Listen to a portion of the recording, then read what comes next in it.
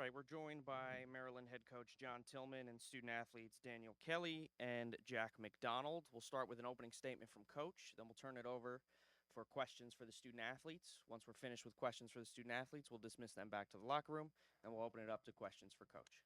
Coach? Yeah, just first want to say congrats to Notre Dame, Kevin Corrigan and his staff and his team. Obviously, to me, for the last 2 years has been the best team, and they were the most consistent team all year. They proved it. They were certainly the best team today. So hats off to them. I just think the way they play, they're just really, really good everywhere. Whether it's the talent they have, someone said they had 11 All-Americans. Felt like it today. But just the way they play very poised. They are very unselfish. They just make great decisions at the other end. They're buttoned up defensively. They're super athletic. They're awesome in the goal, and they're really, really good at the faceoff X. So don't have any weaknesses. I knew it would be a big challenge. Just haven't played them once before, but then putting on the film and then kind of watching during the year. They are awesome, and they are worthy champions. They deserve it. They were better than us today. But I love our guys. Obviously, the locker room was really hard. It always is. We kind of talked about it the other day at the end, win or lose. It's always sad. We just have such a good group. I'm so proud of these guys. And it may sound like a cheesy cliche, but you go on this journey. It's filled with ups and downs. There's a lot of ways where you could kind of, just kind of go off the tracks. And at times this year we were leaking some oil, but our leadership, including these two guys, just never let it happen. So again, the way they handled all that, the way they stuck together, the way they kept fighting, to me, I'm proud of them for that. And as I said the other day, these are the things they need to be able to do going forward because, as Dick Adele said, if this is the worst day of their life, they're going to have amazing lives. I know they hurt right now, and it should hurt because they put so much in. But, if I'm someone that loves Maryland lacrosse and Maryland sports, like this group, they laid it all out. Certainly, if you want to just look at us for 60 minutes, you can judge us that way. I refuse to. I know what these guys have done since August, so I love them. I'm proud of them. I'm sad to say goodbye to a lot of them, but I'm excited for the next part of their lives because those guys are going to crush it. Questions for student athletes. Start here, Patrick. Patrick Stevens with Lacrosse Magazine. Jack, just what did you think of their depth, and how much did that kind of impact you guys, you think, at the defensive end? Yeah, they're an awesome team. I mean, with the firepower they have, with the Kavanaughs and running three midfields deep, uh, it's tough. I mean, they have some just awesome players, and they capitalized on our mistakes, and it was very apparent when we made those mistakes. Like a bunch of older guys, and they just made plays. So, hats off to them. They were deep, a lot of older guys. Uh, yeah, that's about it. Go here and Daniel, then back there. Daniel, first of all, congratulations on a great playoff run in the team. Both of you guys, just where we are to be here. 75 other teams aren't here. We were. But Daniel, you got off to a great offensive start, the offense, and then, two goals in a couple minutes, and then things slowed down. What was missing today? Yeah, I just think it was tough for us to draw slides at times, and they did a good job. Our hats off to Notre Dame, but I mean I can't speak highly enough about the group that we have in that locker room. We've been through a lot of ups and downs, but we stuck together and we never lost hope. And this is a group that believes in one another, and I wouldn't trade anybody in that locker room for anybody else. I truly love all 50 of those guys, and Terps Lacrosse will be back. We'll be back next year. For Daniel and Jack, after the game ended, you guys really had a long huddle off to the side, the entire team. What was said kind of in that moment, and just kind of reflecting back on it, what was that moment like when the result was finalized? Yeah, I think in that moment it just sucks. Like you look at 50 of your best friends and you strive to achieve one goal. And we've done that since August, and uh, seeing everyone's face, I think it was kind of just looking at each other and realizing that we put everything we could into this year, and for all that, we should just keep our heads high. I mean, Notre Dame played a great game, but it should not take away from what this group was able to accomplish this year, and just gonna suck. I mean, you're losing some of your best friends, so I think we just looked at each other in that moment and embraced it. Yeah, I mean, you realize in that moment that it's over. You know, that locker room will never be the same. All 50 of us will probably never be in the same room again. And that's what's hard. You know, he said it, Jack said it. You lose some of your best buddies that you've been through a lot with, a lot of ups and downs, especially this group. But you know, we're proud of what we were able to do, and nobody believed in this group besides the 50 guys and coaches that we had in our locker room. Gene Wong, The Washington Post. Jack, you mentioned some mistakes you guys made. 16 turnovers. Was that not being as buttoned up as you would like on with the ball, or was something Notre Dame was doing, a combination? Yeah, it was definitely a combination. I think a little bit of the weather, just sticks and stuff like that. No excuse though, but definitely from our end, and they did a great job riding. This Kavanaughs, they fly around. You think you're open for a second and you're not. But something that we preached and we just got away from it. So I would say it was a combination. Go here and then in the back. For Daniel, Entenmann was a brick wall in KHJ, over 75%. What was difficult about the looks he was giving you guys as an offense? I mean, yeah, hats off to Liam. I don't think we shot particularly well, but he doesn't have any weaknesses. It's the hard part. You know, you think you have a great look, but he closes in on it pretty quickly. He's a big kid too. He takes a lot of the net up, but I mean, there's a lot of those that we would want back. David Melanger of Sports Talk Philadelphia. After you guys jumped out to the 2-0 lead, did Notre Dame show anything differently, and you guys just didn't know how to respond to it? I'm sure they made adjustments. We tried to as well, but you know, it's tough. I haven't watched the film, so it's tough to really say that. Wrap up right here for the student athletes. Daniel, I know you mentioned being able to get back to this point and how much things are going to be good moving forward for both of you guys. Just how much do you feel like the group that's going to be back next year is going to be able to build off of being able to make this push this month? I have no doubt in my mind that the group coming back will be a great team. You know, Coach Tillman installed a culture at Maryland, and it's our job to live up to the standard every single day. And that group coming back, they will do that. We will do that. And I mean, it's tough to talk about next year right now, but I just can't tell you guys how proud I am of this group and how much love I have for each and every one of those guys in there. They truly put it all out there, and we went on an awesome run. And it sucks to come up one game short and not put our best out there today, but that doesn't take away the love and how much I truly care about each and every kid in that locker room. Thank you, gentlemen. You're dismissed. Appreciate it. Questions for Coach? Good job, guys. Start up here in the front.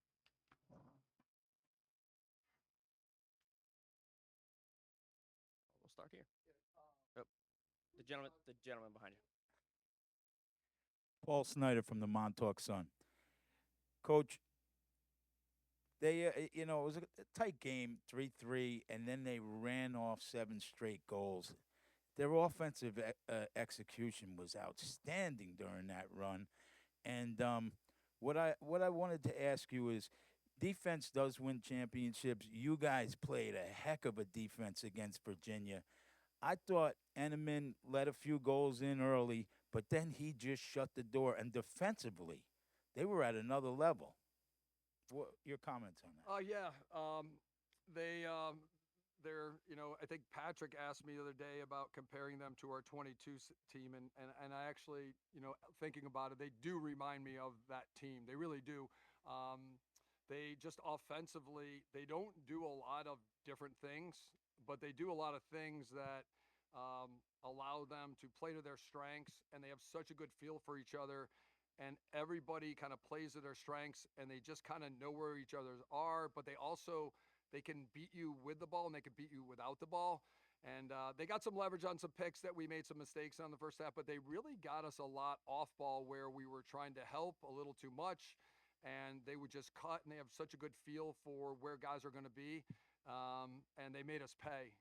And I just feel like, you mentioned it was 3-3, and then we just made some mistakes, 11 turnovers in the first half. Like, you just can't do that with a team like that. You just can't. Like, you can't keep giving them the ball back. And I felt like we got off to the start we were hoping for it 2-0, and then I felt like they responded incredibly well, and then we just had all these short possessions, and really they flipped the possession bat on our defense. Like towards the end of the first, we had a couple huddles, and it was like, guys, we need to help our defense right now and play complementary lacrosse because they are getting tired.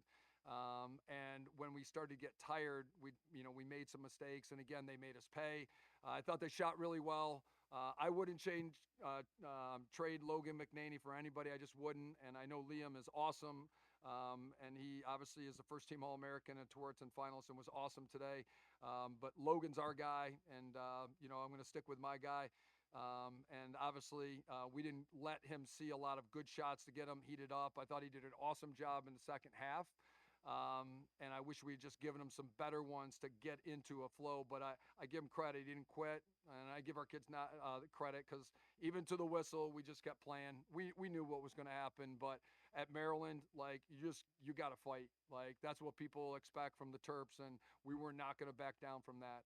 Obviously, we knew late, like, we weren't coming back. But we had to play to the whistle. It's what we're about. It's who they are. And that's what they need to do forever.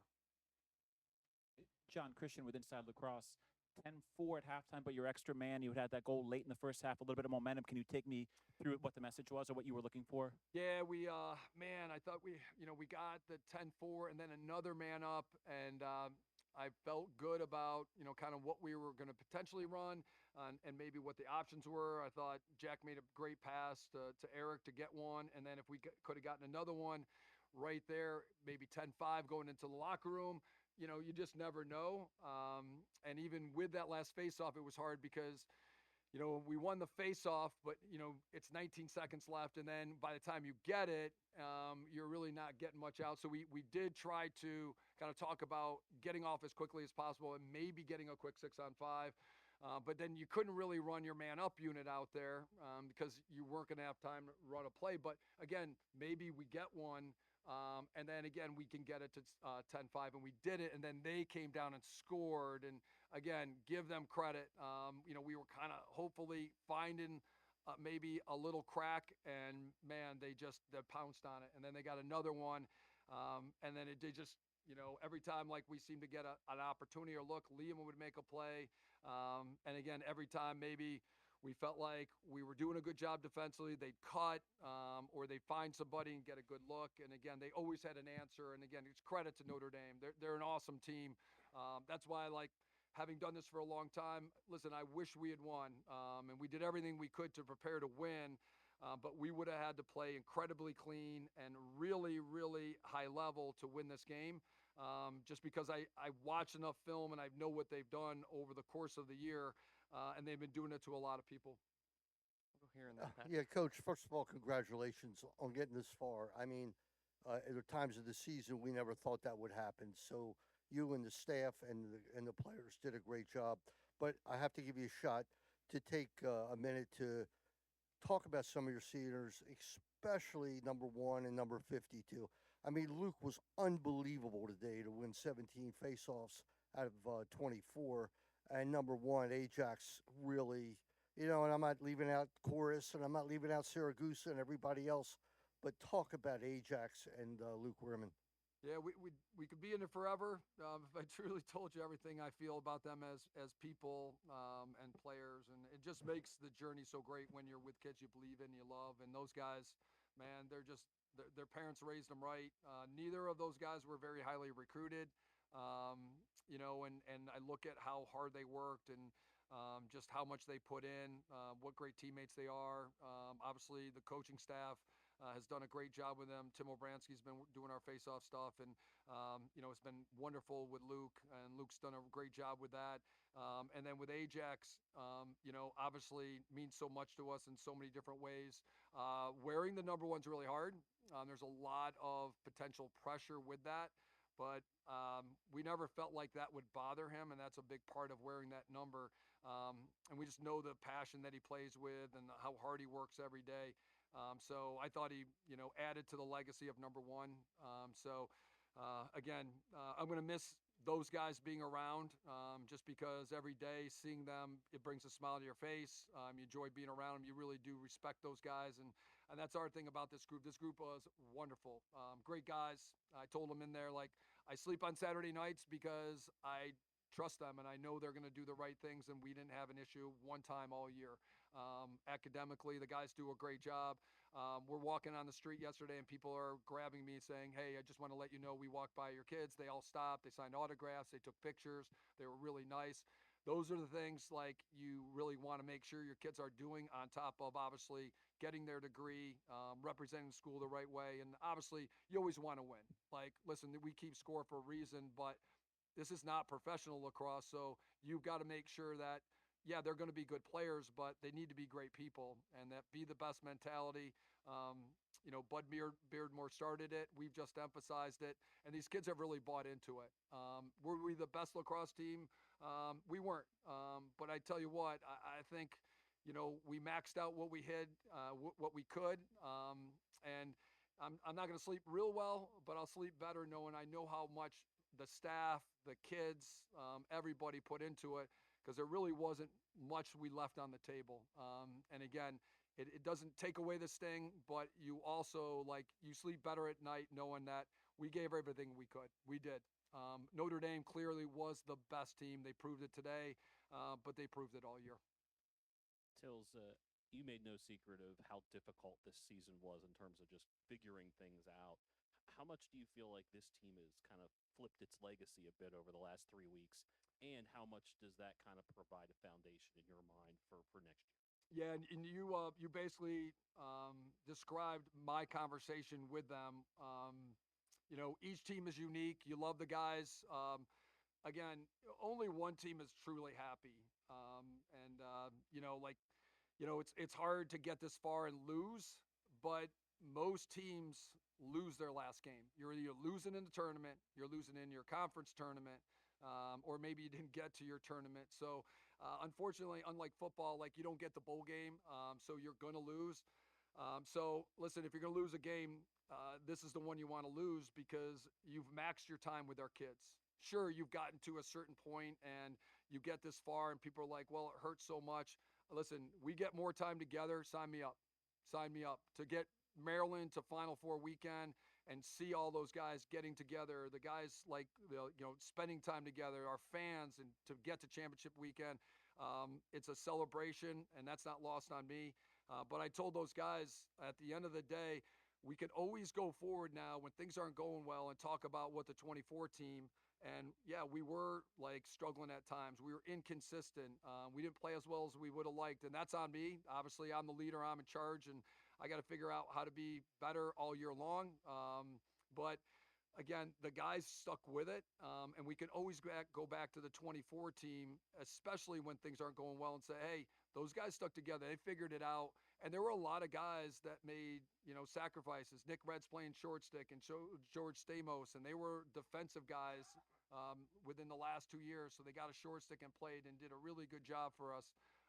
Obviously, Maliver's running out of the box and Irks is running out of the box. And so now they're changing positions. And the fact that the guys were so adaptable, they were so unselfish, again, to me, that's the culture. And those are the things that we need to build upon. Again, I'm not going to let 60 minutes of not playing our best lacrosse take away from what those guys have given. And these younger guys, they can take with them like the kind of the approach and the attitude and the sacrifices, and we can fall back on those things to try to obviously be better next year. Final two right here. Coach, just going back to Ajax for a second, I know you touched on it with Bruce, but from a pure lacrosse perspective, he once again held one of the best offensive players in the country to 0 goals today.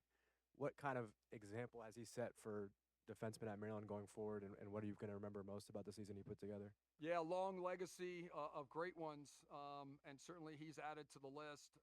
And again, Ajax was kind of a long stick midi, 5'10" guy coming out of high school.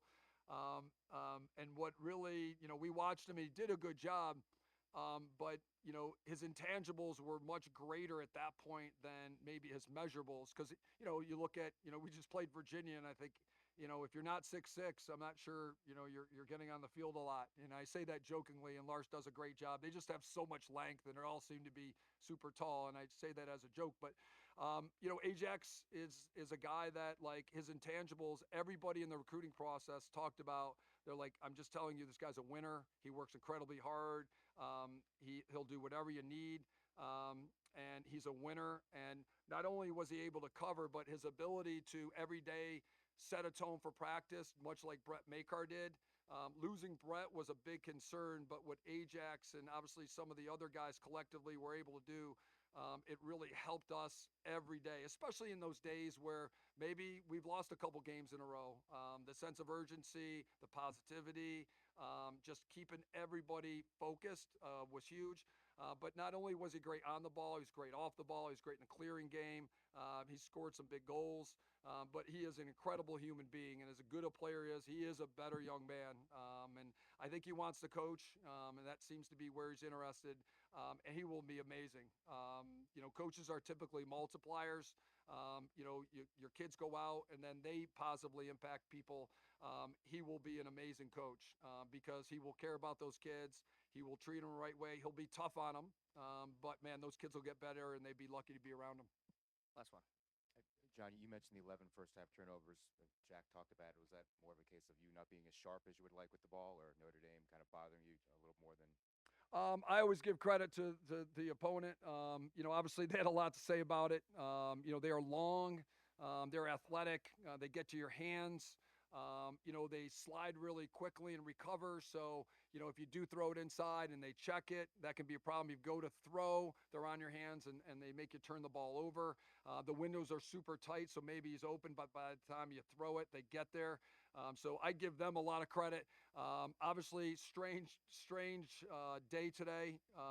Just the way it started. Kind of felt like it was almost fitting. It was such a crazy year with the bus breaking down and the kind of the ups and downs and everything wild. We kind of were like embracing it, and I thought the kids were fantastic during the rain delay. They stayed focused. They were excited. They came out and did a really good job. So again, couldn't sustain it. But again, I think you got to give Notre Dame credit. I'm not going to take anything away from our guys, in terms of how much they wanted to do. We did our best in the last 48 hours to prepare for, the best team in the country. It's not a lot of time. We did the best we could. But I think with their depth, their talent, their experience, their coaching, they just proved they were the best team. Obviously, don't want to end up on that side of it. But again, I'm thankful for the guys to get us here. And again, we'll be back. I'm proud of our guys. I love them. And right now, I'm just going to try to hug them as much as I can and thank everybody for what they did. And obviously, thank them for what they did for our program and Terp Nation. Thanks, Coach. Appreciate it. Thank you.